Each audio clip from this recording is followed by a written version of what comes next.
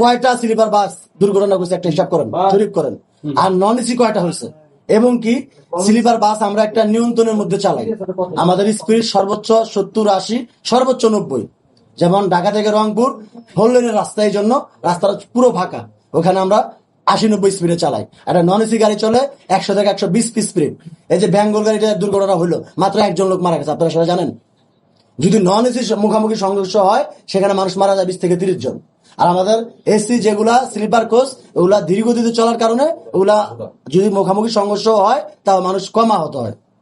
আর শুধু একা আমাদের দোষ, গ্রিন লাইন ওটা তো বাংলাদেশের সরকার অনুমতি নিয়ে বানাইছে কিংবা বাড়ি থেকে ইম্পোর্ট করছে। সেদিন যে গ্রিন লাইন অ্যাক্সিডেন্ট হয়েছে ওটা কি বন্ধ করে দিছে? কেন?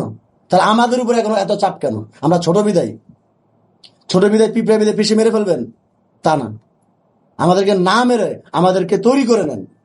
যদি আমাদের কোনো ভুল থাকে আপনারা ধরিয়ে দেন, আমরা ভুল সংশোধন করবো। এখন আমি একটা অন্যায় করছি, মনে করেন যে আমার ফ্যামিলি একটা অন্যায় করছে, তাই বলে কি ঘরের মধ্যে তালা মেরে আগুন ধরে দিবেন, মেরে ফেলবেন? আমাদেরকে সীমিত আকারে শাস্তি দিয়ে আমাদেরকে শুধরানোর সুযোগ দেন। আমরা তো এখানে কোটি কোটি টাকা বিনিয়োগ করছি, এ টাকাটা কার? আমার বাবার? তা না, এই দেশেরই, এই সরকারেরই। এখন এই টাকাটা কোথায় যাবে? আর যদি বন্ধ করে দেন, বন্ধ করে দিলে তাহলে আমাদেরকে এই গাড়িগুলো আপনারা কিনে নেন, কিনে নিয়ে আমাদেরকে আবার অন্য গাড়ি দেন, তাহলে আমাদের ব্যবসা করতে হবে, তো আমাদেরকে তো বাঁচতে হবে। ভাই কি করবেন তাহলে? এই জায়গায় ছোট্ট একটা প্রশ্ন রাখি, সেটা হলো অনেকেই বলে যে